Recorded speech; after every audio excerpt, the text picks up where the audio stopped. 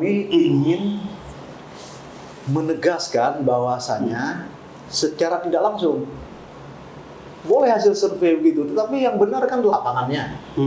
Kami ingin tunjukkan di lapangan. Kalau memang dia tidak ada, ya kan, tidak ada pendukungnya, tidak mungkin orang hadir demikian banyak ke lapangan, ya kan? Pasti itu yang hadir itu adalah segelintir orang dan kita sudah lihat, sudah kita baca kalau itu dimobilisasikan. Tetapi Anies tidak pernah mobilisasikan. Jadi kami ingin membantah hasil survei itu dengan fakta di lapangan.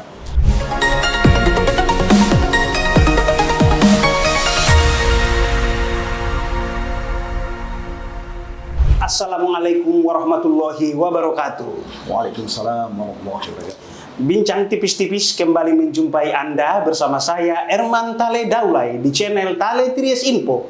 Di channel ini berbagai isu terkini yang menjadi perhatian publik dan narasumber yang kita hadirkan untuk membahas isu tersebut akan kita iris-iris menjadi tipis-tipis.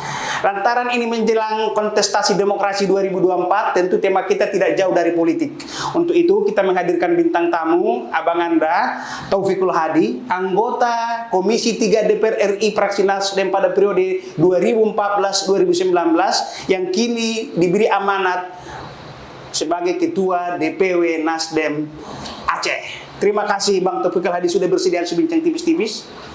Oke. Alhamdulillah. Saya goda dulu Abang dengan pertanyaan receh dulu. Oh ya. Ini jagoan Abang Anies Baswedan ini surveinya ini dari lembaga survei yang dirilis belakangan ini berada pada posisi paling bawah. Coba komentar Abang soal itu. Jadi kalau survei Indonesia itu berbeda dengan survei di Eropa Barat misalnya, atau misalnya di Amerika. Survei-survei yang dilakukan di negara-negara tersebut itulah survei independen. Ya. Mereka survei Gallup, ya kan? Itu dengan pembiayaan yang sangat independen dan dengan perspektif mereka yang sangat independen dengan maksud untuk mendudukkan sebuah isu secara tepat atau sebuah figur secara tepat. Ya, jadi untuk tidak menyesatkan masyarakat, ya kan? Agar masyarakat itulah dengan hadirnya survei itu memiliki pemahaman yang kuat terhadap sebuah isu atau terhadap seorang tokoh politik yang sedang dimaksudkan. Di Indonesia tidak ada, saya beritahukan, lembaga survei yang independen. Semua dia ingin mencari keuntungan. Dia mencari dana, ya kan? Dengan hasil surveinya, jadi dia menjual. Ya. Nah, karena ini sekarang adalah menghadapi musim pemilu, maka dia akan datang dan menawarkan rencana-rencana dalam konteks tersebut. Jadi survei di Indonesia itu bukan dari bagian yang menggambarkan situasi nyata di lapangan untuk menempatkan sebuah situasi pada tempatnya, tetapi di Indonesia adalah bagian daripada pembentukan opini dari pihak-pihak tertentu. Ya. Jadi survei ini adalah bukan survei yang akan membuat masyarakat lurus berpikir, tetapi menurut saya lebih banyak akan menyesatkan masyarakat. Karena dia adalah bagian dari tim kampanye dari pihak-pihak tertentu. Ya, saya diberitahukan ada lembaga survei yang mengambil sampling itu saja. Orangnya juga sudah meninggal, tetap saja itu adalah diangkat jadi bagian itu, ya kan? Karena itu saya tidak khawatir. Karena kenapa? Sebagai contoh adalah Partai Nasdem. Partai Nasdem ini telah ikut 2 kali pemilu. Dalam setiap survei, dia tidak pernah lolos sebelumnya. Ya. Sekarang aja sudah lain, ya kan? Sebelumnya 2 kali pemilu tidak pernah lolos dari parliamentary threshold. Parliamentary threshold itu adalah yang pertama 3,4, 3,5. Itu selalu 1,5, 1,4, ya kan? Ternyata pemilu yang pertama lolos, bahkan di atas 5%, ya kan? Pemilu yang kedua juga 4, kita kan 4% parliamentary threshold. Nasdem itu tidak pernah itu melampaui 4. 2, ini 2, itu pokoknya itu lah. Tetapi sekarang ini hampir 10%. Jadi dari situ saya ingatkan bahwa lembaga survei itu boleh untuk dibaca, tetapi menurut saya tidak perlu terlalu serius dalam konteks sekarang. Dan kalau kami itu adalah membayar lembaga-lembaga survei, kami tidak memiliki cukup uang untuk hal tersebut, ya kan? Karena besok ada lembaga survei lagi lain yang menindasnya. Maka bagaimana kami melakukannya adalah dengan menghadirkan Anies langsung ke lapangan. Menghadirkan Anies ke Malang, yang dianggap Malang itu adalah tempat yang agak berat. Karena apa? Kalau Jawa Timur itu dibagi 2. Ada yang Jawa Timur yang Tapal Kuda. Tapal Kuda. Kemudian di tengah-tengah disebut adalah Jawa Timur Mataraman. Kan? Mataraman itu ada sedikit pemahaman orang bahwa itu wilayah merah. Malang ini adalah Mataraman, ya kan? Ketika hadir ke sana Anies, itu membludak di mana-mana, ya kan? Penuh Malang itu. Bukankah ini adalah kami ingin menegaskan bahwasanya secara tidak langsung boleh hasil survei begitu, tetapi yang benar kan lapangannya.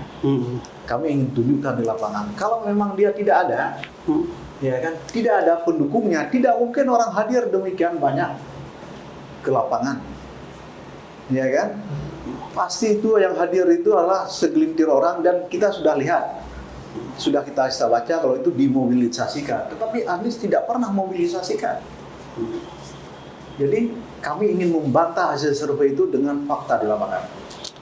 Bagaimana kalau saya menawarkan pemikiran berbeda sedikit dulu? Boleh. Gini. Saya terima itu kalau ada tawaran yang baik. Kampanye kolosal ini kalau kita mendatangkan 200.000 orang, dalam politik elektoral begini dapat 40.000 aja udah hebat, Bang. Pijakan berpikirnya begini. Kita door to door aja, yang politik kapital sekarang, yang money politik, kita sawer 5.000, dapat 1.500. Ini pengalaman caleg-caleg DPRD provinsi, itu dapat 30% aja hebat, Bang. Jadi yang datang ke tempat Abang bilang tadi, itu kan bisa datang karena dia mungkin pengen lihat Anies, popularitas. Tapi begitu dia, apakah Anda memilih Anies? Belum tentu. Itulah, itu yang saya tawarkan ke Abang Anda. Begini, yang harus dipahami di dalam konteks kontestasi pemilu tersebut. Yang harus diingat bahwa makin ke bawah, pertarungan itu makin sengit. Jadi kalau DPRD kabupaten, ya kan?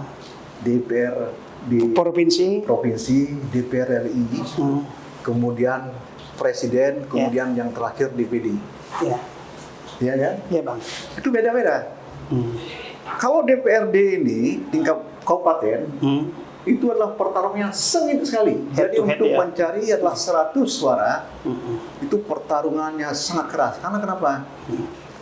Mereka langsung berhadapan dengan caleg, dan caleg itu dalam satu kampung bisa ada 3 head to head. Iya kan? Karena itu uang yang dikeluarkan di situ besar sekali. Ya kan? Tetapi kalau sudah DPR provinsi, itu sudah lebih leluasa. Itu kalaupun mau dikeluarkan uangnya separuh daripada, ya sudah. Tingkat satu betul Bang. Itu pas ke lapangan yang kita jumpa. Bagaimana DPR RI? DPR RI itu adalah kalaupun dia keluar uang, menurut saya hanya lebih tipis, 1/4 daripada DPRK. kalau dia keluar. Iya, betul. Iya kan? Mm-mm. Tidak banyak. Mm-mm. Dan kalau sudah presiden Mm-mm. dan DPD, Mm-mm. itu tidak ada yang keluar untuk membayar. Karena kenapa? Mm-mm. Siapa yang mau menjaga dan membayar-bayar tersebut? Iya kan? Mm-mm. Kalau pihak kami, Mm-mm. iya kan? Mm-mm. Kami serahkan saja kepada pemilih, Mm-mm. iya kan? Tetapi kalau misalnya ada, Mm-mm. misalnya memberikan uang sebelumnya atau ini dan sebagainya, ya mungkin juga ada. Tetapi kami yakin bahwa pertarungan presiden itu nanti adalah lebih banyak karena positioning sebelumnya. Jadi sikap masyarakat yang telah menetapkan posisi sebelumnya, barangkali begitu. Oke. Ya. Bukan karena persoalan-persoalan pada saat itu. Karena itu kami ingin memperkenalkan Anies ke pelosok. Di Aceh kemarin, misalnya, itu kotanya namanya adalah Luk Semawe. Kami membawa Anies adalah 1 kilometer, 1 jam 30 menit perjalanan dari Semawe ke desa. Karena kenapa? Ada sebuah pendapat. Anies itu populer di kota. Iya, karena di DKI Jakarta salah satu kelemahan Anies adalah katanya nih ya kan, ada tesis gitu, dia gubernur DKI yang belum tersambung ke pelosok-pelosok gitu. Saya bawalah itu kemarin di sebuah desa yang jauhnya adalah 1 jam 30 menit perjalanannya dari Luk Semawe, dari kota. Ya. Masuk jauh sekali, ya kan? Iya, Bang. Karena kami khawatir tidak dikasih izin di kota karena kenapa? Terburu-buru. Jadi oke lah masuk ke sana. Ya. Jauh sekali. Jadi Anies sendiri naik dalam mobil itu dia merasa kok jauh sekali. Sampai di sana penuh orangnya di desa. Jadi orang desa keluar semuanya. Ya. Jadi saya ingin tunjukkan bahwa walaupun di desa Anies itu populer juga. Bagaimana dengan di desa-desa di Jawa Timur, ya kan? Anies populer sekali, ya kan? Coba datang Anies kemarin, test case-nya hanya memang di kota, ya kan? Dekat Surabaya, ya kan? Tapi coba bawa Anies ke Banyuwangi atau ke Bondowoso, di sana lebih populer. Jadi tapal kuda sana Tapal kuda. Oh, karena itu tapal kuda, iya kan? Daerah merah. Coba Mataraman juga di ini Bawa juga. ke Solo, ya kan? Solo itu mau apa lagi, ya kan? Surakarta. Langsung ke jantung pertahanan. Dan jantung pertahanan diserang ke sana banyak sekali orang yang datang. Jadi itu menurut saya terbalik-balik setelah orang mengatakan berpendapat tentang Anies. Kenapa? Mereka yang berpendapat itu ya tentu saja adalah bagian dari tim kampanye pihak lawan. Ya, karena dulu katanya nggak bakalan lulus ke daftar ke KPU, terbantahkan juga, ya kan? Dulu bahkan ada yang bersumpah, bahkan kemudian ada yang mengatakan mempertaruhkan mobil, Alfa dan sebagainya, ya kan? Termasuk juga ex kader Nasdem juga yang mengatakan nggak lulus juga. Ya dulu ex kader Nasdem sebelumnya dia yakin mengatakan Anies ini pernah ngomong begitu. Ya, tetapi begitu dia tidak ada lain. Ya kan? Nah, itu. Oke, Bang. Saya mau iris tipis-tipis begini dulu, Bang. Jadi gini, Bang. Abang kan Amin ini mengusung narasi perubahan. Sementara Nasdem kan juga masih bagian dari pemerintahan. Jadi kalau saya bagian dari pemerintahan kurang elok juga. Abang mengusung perubahan, tetapi abang juga ada di pemerintahan ini. Seakan-akan pemerintahan sekarang nggak elok gitu loh. Kurang bagus, makanya dia harus diubah kan gitu dalam pandangan publik. Itu gimana, Bang? Menanggapi? Apakah Pak Jokowi akan naik lagi ke depan? Enggak. Berarti presidennya apakah Jokowi? Enggak. Berarti kan presiden sudah ada yang berubah. Oh, bukan berarti yang pemerintahan sekarang itu Kan inilah. Itu makanya saya tipis keren nih, keren. Di situ saja pun sudah menunjukkan ada sesuatu yang berbeda, ya kan?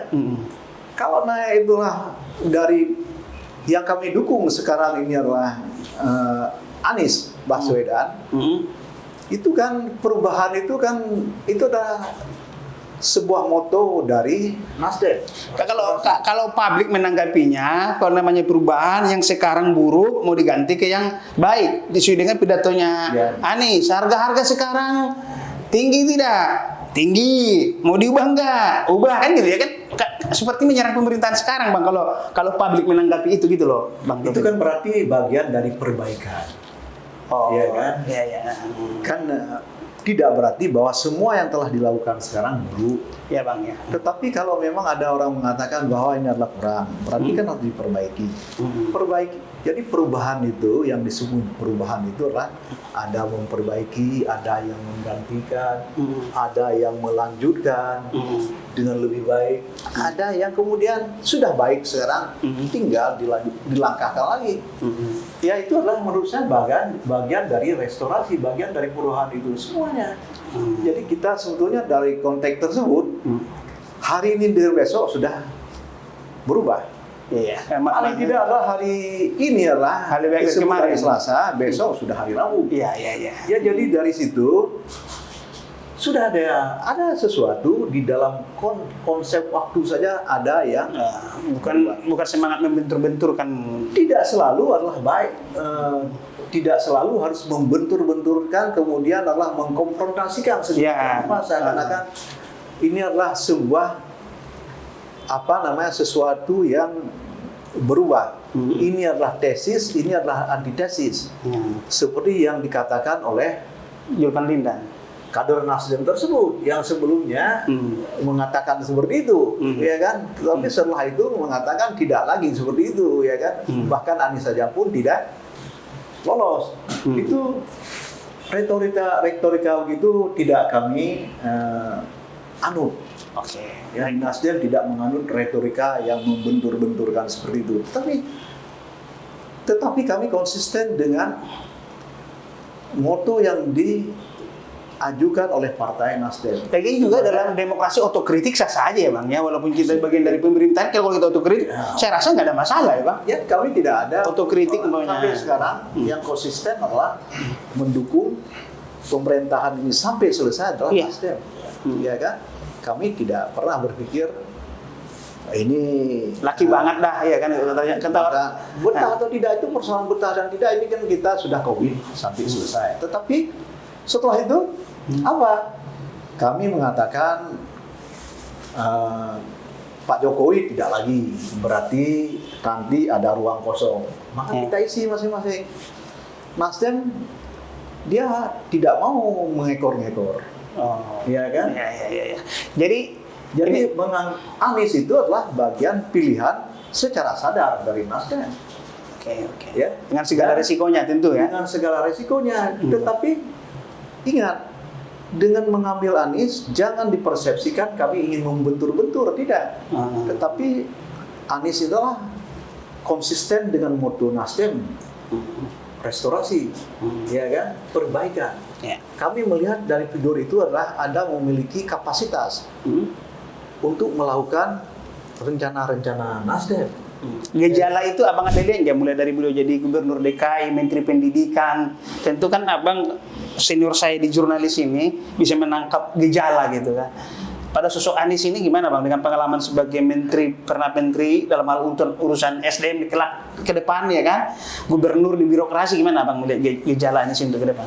Apa yang Abang tangkap? Jadi ketika Anies ini masuk dalam kabinet, saya sempat di Komisi 10. Oh iya Bang, Komisi 10 ya. Komisi Pendidikan ya. Komisi 8 udah Komisi 10 ya. 10 pendidikan ya. Dan saya sempat bertemu, ya kan, dan ikut dalam dengar pendapat, ya kan, RDPU. Dan apa yang nggak saya sampaikan, anggota DPR semuanya sangat respect Komisi 10 dari semua fraksi kepada Anies, ya. Dan dilihat orang ini ketika mengajukan pendapatnya itu ada peta praksis yang jelas, apa yang dikehendaki dia terkomunikasikan dengan jelas kepada anggota DPR. Dan dari situ paling tidak menurut saya mindsetnya ada yang berbeda. ya kan, terhadap. Tetapi kan kemudian Anies digantikan, ya kan, setelah beberapa saat saja, ya kan, sehingga kita tidak tahu lagi apa kelanjutan. Tetapi yang harus kita pahami, memang concern Anies ini adalah pada pendidikan. Dia lebih percaya kepada investasi. Kalau ada investasi yang ada, yang utama maka harus diberikan dalam pengembangan manusia. Oh, jadi investasinya SDM? Kalau bukan sumber daya mineral ya. Iya, sumber daya manusia. Ini yang kalau dia ini adalah pada pembangunan manusianya. Jadi pendidikannya harus baik, karena investasi yang baik menurut Anies adalah harus kepada manusianya. Kalau bahasa Bataknya human building katanya. Ya, begitulah kata orang Toba itu. Ya, ya. Jadi menurut saya, kalau orang itu memimpin ada keyakinan terhadap sumber daya manusia, dan dia yakin bahwa dia memimpin, dia akan menyelesaikan persoalan itu, menurut saya itu adalah seseorang yang memiliki perspektif, ya kan, yang jauh ke depan. Investasi yang dilakukan oleh Cina adalah kepada sumber daya manusia. Karena itu dia tidak terganggu sama sekali dengan jumlah penduduk yang sangat banyak. Bagi dia adalah jumlah manusia yang sangat banyak, penduduk ERT yang sangat banyak tersebut, itulah semuanya menjadi keuntungan karena pasarnya adalah pasar raksasa. Dia kalau diboikot oleh siapapun tidak terganggu karena pasarnya sudah sangat tinggi. Tetapi ketika sebuah negara sumber daya manusianya adalah tidak produktif, karena kenapa? Tidak didukung oleh pendidikan yang baik, maka itu adalah menjadi beban. Jadi negara seharusnya adalah rakyatnya adalah menjadi sebuah nilai tertentu dalam konteks sebuah bangsa, justru menjadi beban. Karena itu investasi yang terbaik adalah bukan manusia. Sebuah bangsa, kalau sumber daya manusianya adalah sangat terdidik, maka walaupun tidak ada sumber daya manusia, seperti Korea Selatan, seperti Singapura, di alamnya nggak kaya-kaya bang, tapi karena SDM-nya mumpuni, dia bisa bergerak maju. Maka dia akan hidup di dalam hal yang lain, ya kan? Dia bisa memaksimalkan dia jasa apa saja dia bisa. Kalau alamnya kaya, kalau SDM-nya juga rendah, ya dia bisa menjadi sebentar saja menjadi tamu di itu kan. Dan ini mesti tersambung dengan beririsan dengan bonus demografi programnya Anies ini, ya bang ya. Di tengah kita ini pemilih 51% itu umur 50 tahun ke bawah loh bang. Ya itu, jadi jangan terkesan dengan persoalan gimmick, ya kan? Dari seorang calon presiden. Anies berbicara sangat mendasar soal pendidikan ini. Menurut saya, ya kan, hanya dia itulah yang sekarang mulai sadar bahwa ke depan pertarungannya adalah pertarungan bukan hanya antara manusia dengan manusia, tetapi hadir apa yang disebut dengan artificial intelligence. Jadi mesin itu adalah menjadi lawan manusia. Bukan dalam konteks perang, tetapi mesin-mesin pinter ini dia akan merenggut lapangan kerja manusia. Kalau sekarang perbandingannya begini, kalau sekarang ini ada lapangan kerja yang tersedia adalah 100. Pertarungannya inilah akan terjadi di antara kita manusia saja. Jadi akan terjadi pertarungan anak-anak yang keluar dari perguruan tinggi yang baik dengan anak-anak yang keluar dari perguruan tinggi yang tidak baik, untuk merebut 100 posisi tersebut. Ya kan? Itu akan dimenangkan oleh anak-anak yang keluar dari perguruan tinggi yang baik. Ya mungkin 20% yang beruntung dari perguruan tinggi yang tidak baik, ya kan? Nanti 100 ada lapangan pekerjaan, itu 50% itu sudah diambil oleh mesin pintar. Oke. Jadi pertarungan hanya 50 di antara manusia dengan manusia. Jadi semakin sempit nanti persoalannya yang bisa diambil alih oleh manusia. Apa kapan datang? AI itu sekarang sudah datang. Ya. Sekarang ini belum merebut. Di Indonesia tidak merebut, belum merebut lapangan pekerjaan manusia. Tetapi menurut saya di tempat lain orang sudah menyadarinya. Ya kan? Kedokteran itulah lapangan pekerjaan yang paling mudah diambil oleh AI. Ya kan? Hukum. Ya kan? Itulah lapangan pekerjaan yang paling mudah diambil oleh AI ini. Supir itulah yang paling mudah diambil oleh AI. Pilot itulah yang paling mudah diambil oleh AI. Jadi bayangkan inilah pekerjaan-pekerjaan yang sangat penting ini kita anggap hebat sekali. Sekarang itulah yang paling mudah direbut. Yang menyadari hal tersebut adalah seorang yang bernama Anies tersebut. Apa yang bisa digali dari pasangan Anies Muhaimin ini, Bang, kepada kita para pemilih ini? Silakan diiris tipis-tipis dulu, Bang. Jadi Anies ini saya ingin sampaikan,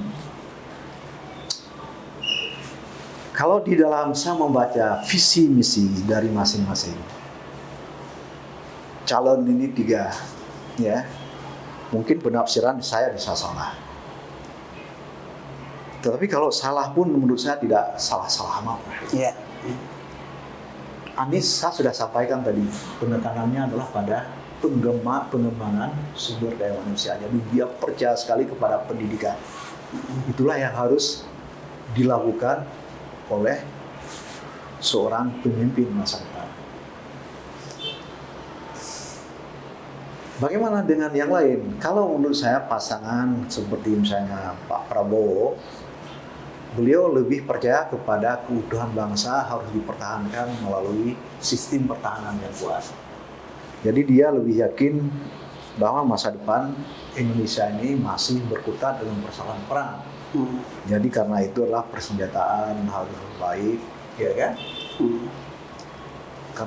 Karena keutuhan negara itulah segala-galanya bagi dia, dan dengan demikian adalah keutuhan tersebut harus dipertahankan dengan sistem pertahanan keamanan militer yang baik, ya.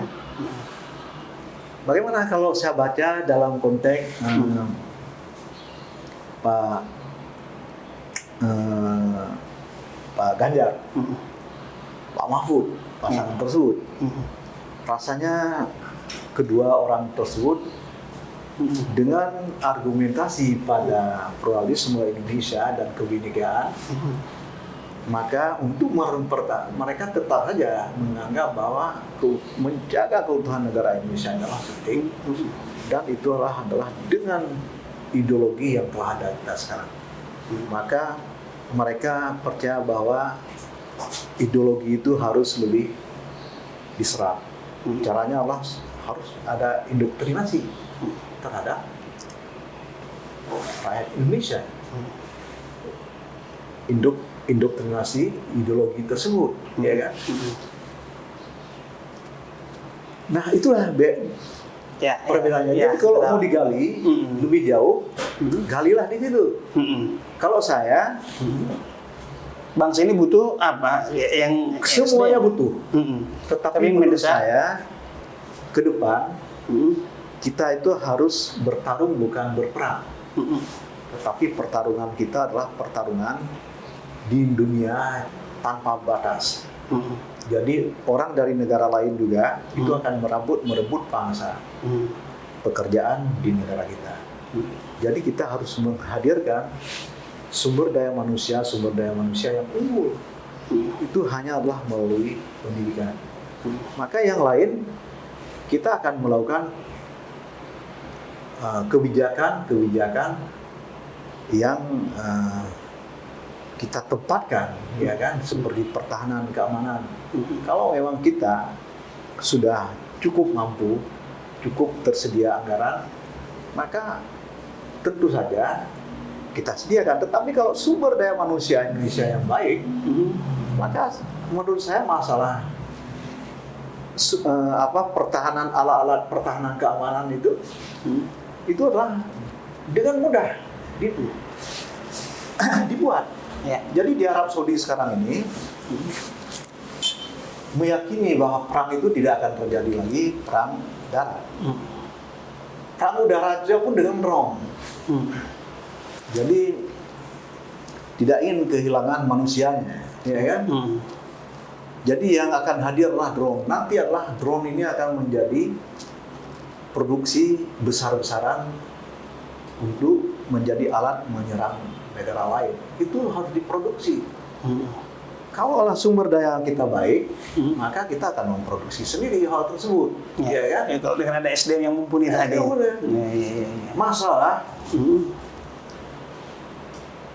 Masalah kebinekaan kita itu adalah moto dari Partai Nasdem. Ya. Partai Nasdem yakin bahwa Suatu saat pluralis kita masyarakat pluralis, tetap kita harus saling menghargai pluralisme tersebut, ya kan? dan pucuk pimpinan Nasdem Pak Surya Paloh pernah mengatakan pernah suatu saat si Manurung dari Medan jadi presiden, si Wawuruntu dari Sulut pengen jadi presiden, dari Indonesia Timur sana juga dia pengen jadi presiden. Itu kan bagian dari semangat beliau. Orang-orang yang berambut keriting. Iya, itulah ya kan. Ya. Itu bagian dari obsesi besar beliau kan. Itulah Nasdem. Ya kan? Siapa yang lebih pluralistik? Ya kan? Ada di sinilah. Karena itu menurut saya semua yang difikirkan oleh calon-calon presiden lain itu sudah ada di dalam misi dan visi dan misi dari Anies. Demikian bincang tipis-tipis dengan Bang Taufikul Hadi. Sampai bertemu kembali.